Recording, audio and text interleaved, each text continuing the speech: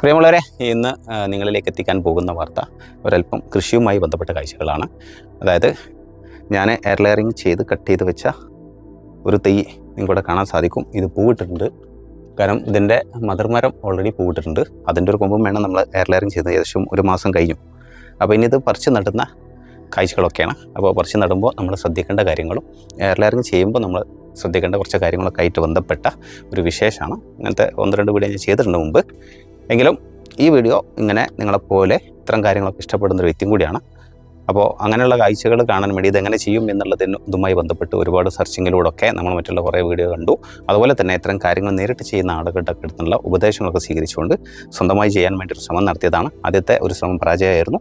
പിന്നീട് ഞാൻ ഇപ്പോൾ ഇത് 3ാമത്തെ തെയ്യാണ് എടുക്കുന്നത്. ഈ 3ാമത്തെ തെയ്യും വിജയത്തിലാണ്. അപ്പോൾ ഇനി ഇത് പറിച്ച് നടുന്നതൊക്കെ ആയിട്ട് ബന്ധപ്പെട്ട കാര്യങ്ങളാണ്. അപ്പോൾ ഇതിൻ്റെ ഒരു പ്രത്യേകത എന്താ വെച്ചാൽ, എയർ ലെയറിങ് ചെയ്യുമ്പോൾ ഉള്ള പ്രത്യേകത എന്താ വെച്ചാൽ, ഇതിൻ്റെ ഞാൻ നേരത്തെ പറഞ്ഞ പോലെ ഇതിൻ്റെ മദർമരം ഓൾറെഡി എന്ത് ചെയ്തു, പൂവിട്ടിട്ടുണ്ട്. അപ്പോൾ ചാമ്പക്ക ചെറുങ്ങനെ കഴിച്ച് തുടങ്ങിയിട്ടുണ്ട്. അപ്പോൾ ഈ ഒരു കൊമ്പിലും അതുപോലെ എന്ത് ചെയ്യുന്നുണ്ട്, അതുപോലെ തന്നെ ചാമ്പക്ക പൂവിട്ടിട്ടുണ്ട്, കായ്ക്കുന്നുണ്ട്. അപ്പോൾ അത് ഞങ്ങൾക്ക് കാണിച്ചു തരാം.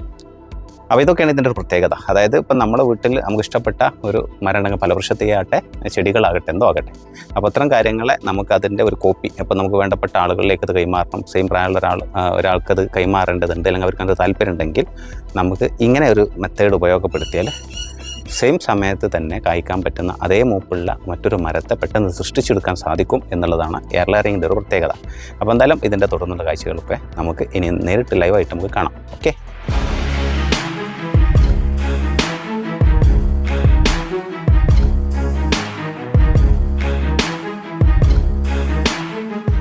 എയർ ലെയറിങ് ചെയ്ത കൊമ്പ് മരത്തിൽ നിന്ന് ഒഴിവാക്കി പറിച്ചെടുക്കാൻ വേണ്ടി കട്ട് ചെയ്തെടുക്കാൻ വേണ്ടി ആക്ഷൻ ബ്ലേഡിൻ്റെ സഹായമാണ് തേടിയിട്ടുള്ളത്.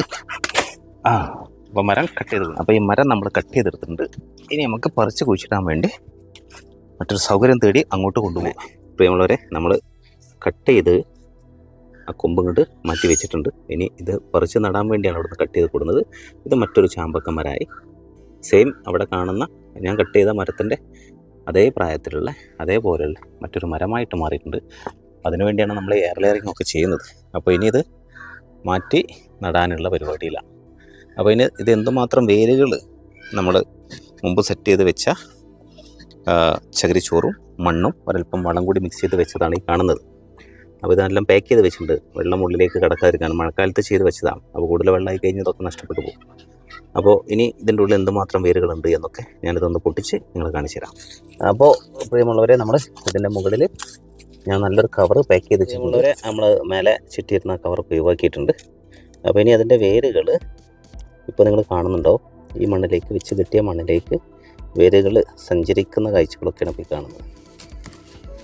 അടുത്തതായി നമുക്ക് ഈ എയർ ലെയറിങ് ചെയ്ത കൊമ്പിനെ മാറ്റി സ്ഥാപിക്കേണ്ടത്, മണ്ണിൽ നടേണ്ടതുണ്ട്. അതിനുവേണ്ടി ഒരു 2 അടി ആഴത്തിലുള്ളൊരു കുഴി കുഴിച്ചതിന് ശേഷം അതിൻ്റെ അടിയിലെ മണ്ണൊന്ന് അല്പം ഇളക്കി കൊടുത്തതിന് ശേഷം നമ്മുടെ വീട്ടിലെ വളപ്പൊടി അതുപോലെ കോഴിക്കട്ടം പോലെയൊക്കെയുള്ള വളമകൾ ആദ്യമായിട്ട് ചേർത്ത് അതിൻ്റെ മുകളിലായിട്ട് ചകിരിച്ചോറ് മിക്സ് ചെയ്ത് പിന്നീട് അതിലേക്ക് ചേർക്കാൻ ഉദ്ദേശിക്കുന്നത് കമ്പോസ്റ്റിംഗ് വളമാണ്. ഇവയെല്ലാം കൂടി ഇട്ടതിന് ശേഷം ആ മണ്ണും ഈ വളവും കൂടെ ഒന്ന് ചേരാൻ വേണ്ടി നന്നായിട്ടൊന്ന് മിക്സ് ചെയ്തിട്ട് നടുന്നതായിരിക്കും ഏറ്റവും ഉത്തമം. അത് നമ്മൾ ഫലവൃക്ഷത്തൈകൾ കൊണ്ടുവരുമ്പോഴൊക്കെ കവർ ബാഗ് പൊട്ടിച്ചിട്ട് ചെയ്യുന്നതും ഇങ്ങനെ തന്നെ ആകണം എന്നൊക്കെയാണ് അറിയാൻ സാധിച്ചത്. അപ്പോൾ ഞാൻ ആ മണ്ണ് നന്നായിട്ട് ഇളക്കി ചേർക്കണം. ആ മണ്ണിൽ ആ വളമയെ നന്നായിട്ട് സെറ്റാക്കിയതിന് ശേഷം അതിലേക്കാണ് നമ്മൾ കട്ട് ചെയ്തെടുത്ത കൊമ്പ് മാറ്റി സ്ഥാപിക്കുന്നത്. അതിൻ്റെ മുകളിൽ ഒരു കവറുണ്ട്. ആ കവർ ലാസ്റ്റ് സമയത്താണ് ഞാൻ പൊട്ടിച്ച് ഒഴിവാക്കുന്നത്. ഈ കവർ ഇതിൽ നിന്ന് ഒഴിവാക്കിയാൽ അതിൽ ഈ മണ്ണിലേക്ക് കുറഞ്ഞ ഏരിയയിലേക്ക് പടർന്ന വേരുകൾ പുതിയ മണ്ണിലേക്ക് എത്തിച്ചേരാൻ കാരണമായി മാറുകയുള്ളൂ എന്നും കൂടി മനസ്സിലാക്കുക.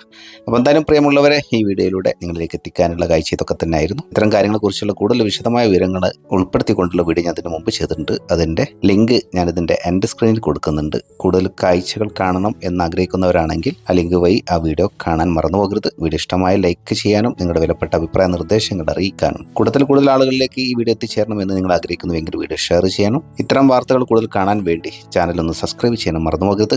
പ്രിയമുള്ളവരെ, ഇതോടുകൂടെ ഈ വീഡിയോ ഞാൻ വൈൻഡപ്പ് ചെയ്യുന്നു. അടുത്തൊരു ടോപ്പിക്കുമായി നമുക്ക് വീണ്ടും കണ്ടുമുട്ടാം. അതുവരേക്കും നന്മ നിറഞ്ഞ ഒരു ദിനം എല്ലാവർക്കും ആശംസിച്ചുകൊണ്ട് താങ്ക്സ് ഫോർ വാച്ചിങ്.